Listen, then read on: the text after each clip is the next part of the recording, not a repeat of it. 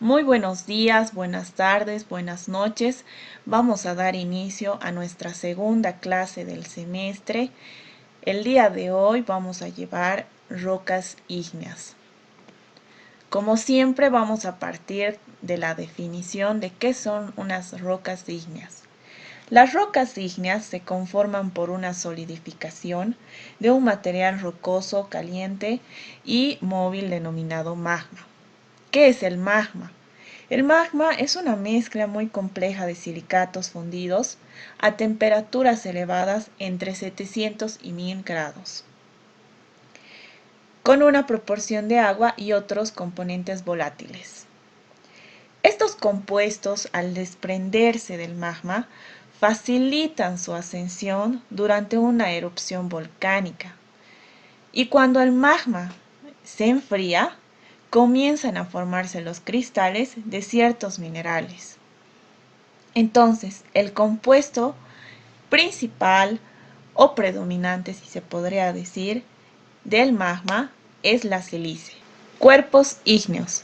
Si el magma, como se ve en la gráfica, si el magma sube hacia la superficie y se solidifica, da lugar a las rocas volcánicas extrusivas, debido a que el magma tiene un peso específico menor que una roca sólida. Entonces, el magma que no alcanza para subir hacia la superficie, por falta de presión, llegan a formar a las rocas hipabisales, formando cuerpos ígneos. Un cuerpo de rocas cristalino en altas profundidades se llaman rocas intrusivas o plutónicas. Son cuerpos intrusivos muy grandes. Las características de las rocas ígneas son cuatro. Puede ser la número 1, intrusivas o plutónicas, la 2, subvolcánicas o hipabisales, y la 3, extrusivas o volcánicas. Y tenemos como cuarto a las volcanoclásticas. Entonces vamos a estudiar cada una de ellas. En intrusivas o plutónicas tenemos las siguientes características. Su cristalización en altas profundidades. Su enfriamiento es lento y son cristales grandes. No tienen minerales amorfos y no tienen porosidad. Y tienen una textura, como se puede observar en las imágenes, una textura equigranular. Acá se los he buscado unas imágenes de unos ejemplos de cómo serían unas rocas ígneas intrusivas. Entonces, entre ellas tenemos el granito, que es muy conocido, tenemos la diorita y tenemos el grapo, que cumple todas las condiciones mencionadas anteriormente. Si se dan cuenta, la porosidad que tiene es mínima y son cristales muy grandes. Como segunda característica vamos a tener a las subvolcánicas o hipabisales. Entonces tenemos que su cristalización es a bajas profundidades. Su enfriamiento es mediano. Son cristales grandes o son cristales pequeños y casi no tienen minerales amorfos. Su textura es equigranular o porfírica. Como segundo punto vamos a llevar, en realidad es el tercero, como tercer roca vamos a llevar a las extrusivas o volcánicas. Tienen una cristalización a la superficie.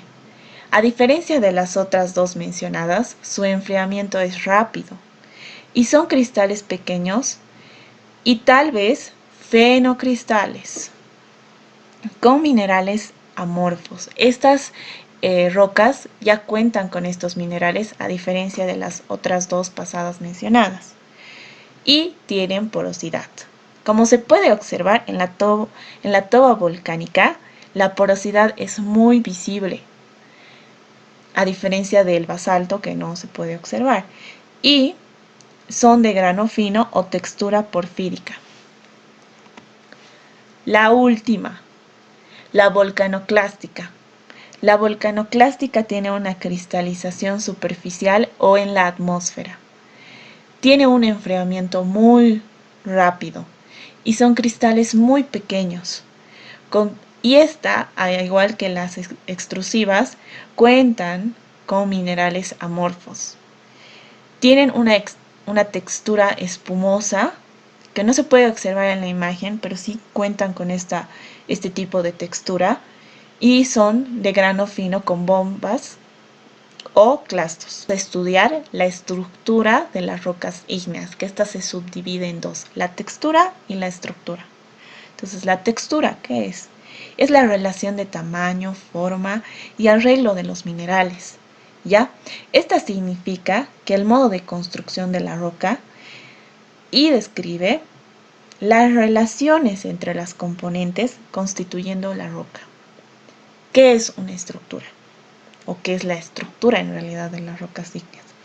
Es una ordenación relativa de las diversas características especiales de las rocas. Esta se puede dar tanto en pequeño orden como en orden mayor. Vamos a estudiar la textura en las rocas ígneas. Tenemos dos subdivisiones, el tamaño relativo de cristales y el tamaño absoluto de cristales. En nuestro tamaño relativo de cristales vamos a tener la equigranular y la eniquigranular. Entonces, en nuestra equigranular significa que todos los cristales son del mismo tamaño, a diferencia de la inequigranular, que nos dice que todos los cristales no tienen el mismo tamaño. Es decir, en la primera todos los cristales van a tener el mismo tamaño y en la segunda no todos los cristales van a tener el mismo tamaño. Entonces, si nos vamos a analizar el tamaño absoluto de los cristales, también tenemos subdivisiones. Entonces, la primera, por ejemplo, la pegmatítica. La pegmatítica te dice que son cristales grandes, centimétricos o mayores. La fanerítica te dice que los cristales pueden ser observados al ojo, es decir, puedes verlos con tu ojo. O sea, no es necesario que vayas y lo analices con un microscopio, digamos. La porfírica te dice que algunos cristales poseen el tamaño apreciable al ojo, solo algunos. Y estos se encuentran inmersos en una matriz de cristales de menor tamaño o de vitrio. La fanítica te dice que son cristales no visibles a simple vista. O sea, no los puedes observar, a diferencia de la fanerítica y la porfírica. Estos no pueden ser observados al ojo. Entonces pueden ser micro o cristalino. La vítrea, con presencia exclusiva de vitrio. Vamos a estudiar una clasificación simple de las magmáticas que están hechas en base a la composición mineralógica. Así que vamos a tener respecto a esta 5 clasificaciones de rocas. Vamos a tener a las rocas ácidas, vamos a tener a las rocas intermedias, vamos a tener a las rocas básicas, a las rocas ultra básicas y a las rocas hipabisales. Entonces, cada una de estas rocas tiene diferentes tipos de composiciones.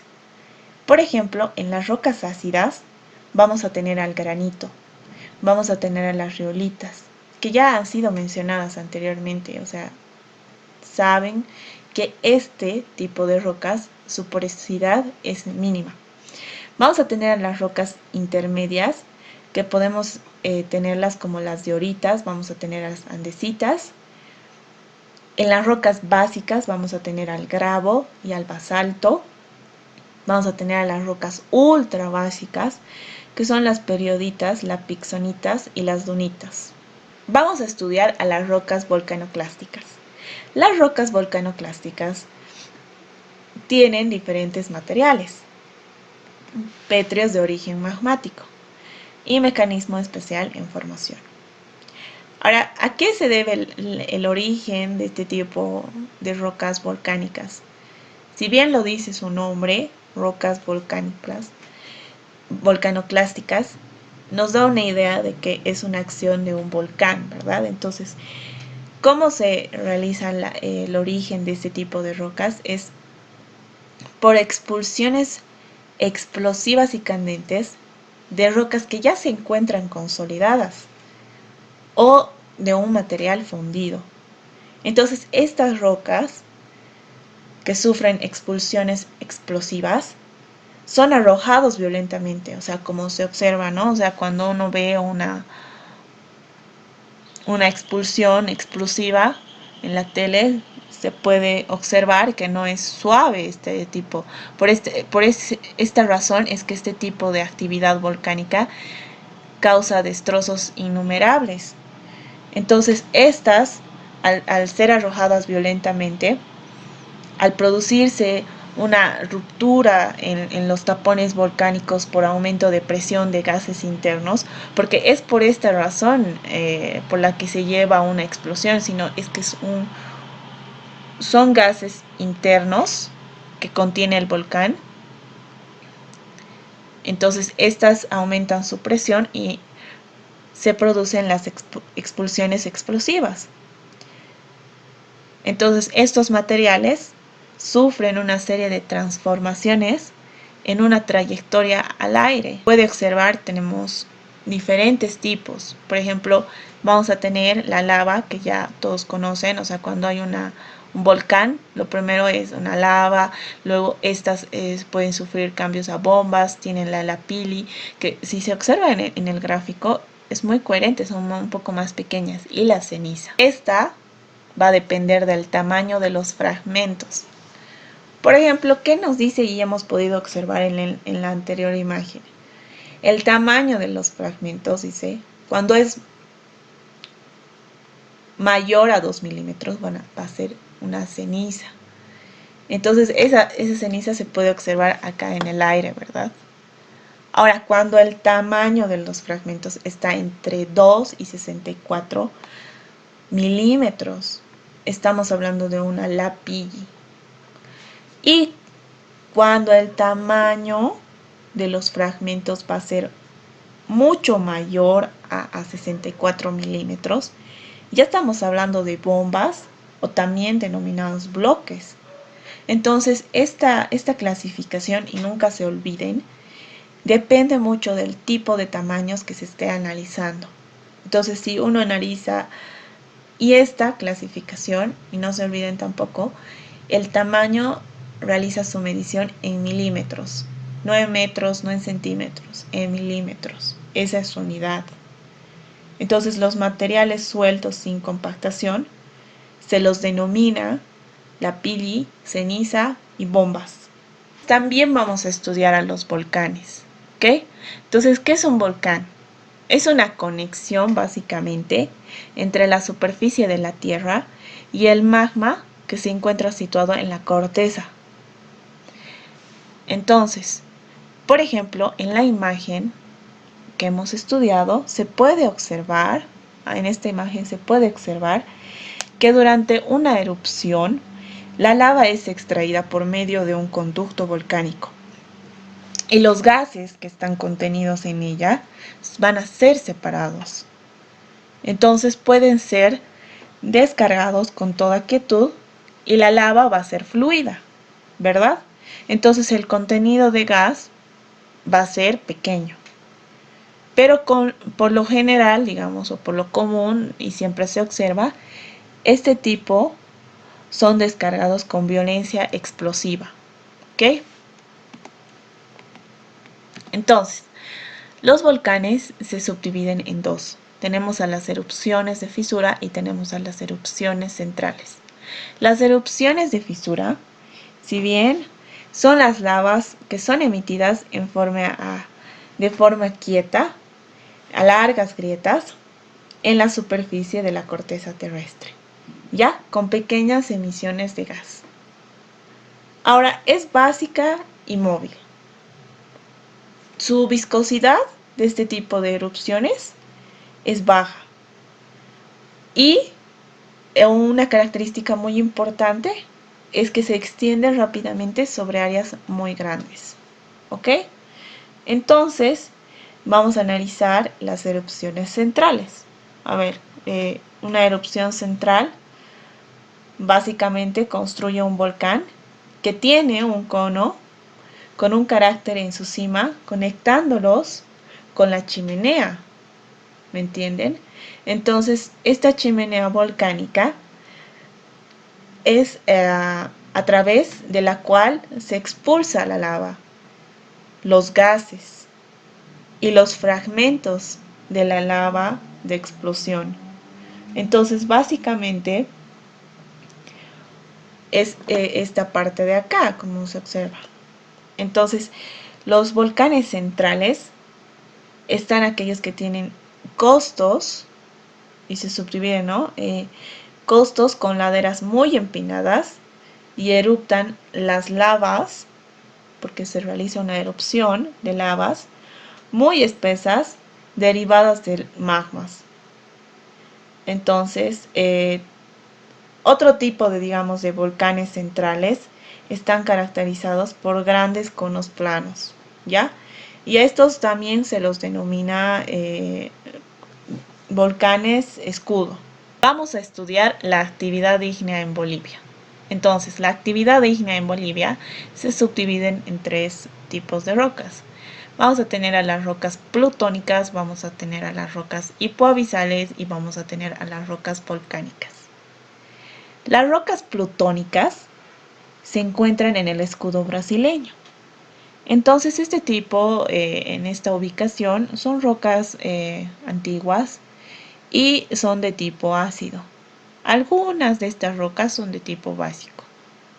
Vamos a también tener este tipo de rocas en la cordillera oriental, que en su mayoría están constituidas por manzonitas y granodioritas.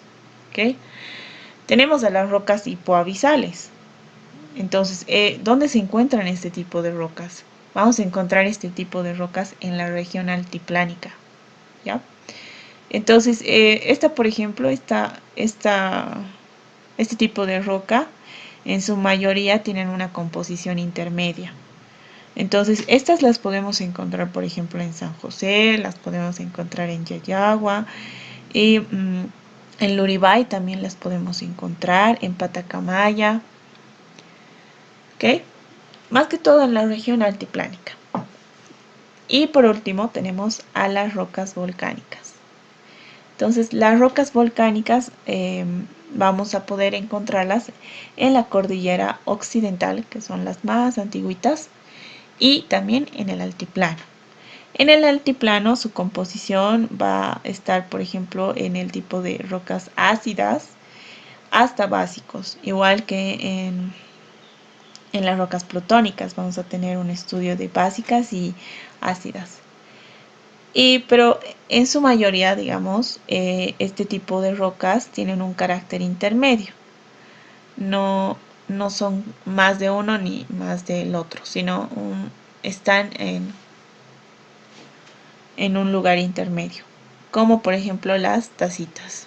Bueno, esto es todo por la clase de hoy. Hemos estudiado de forma muy breve a las rocas ígneas, debido a que es un tema un poco no tan extenso como los otros temas. Entonces, la próxima clase vamos a estudiar a las rocas sedimentarias. Es un tema un poquito más largo, lo vamos a profundizar un poco más que las rocas ígneas, así que los veo la próxima clase.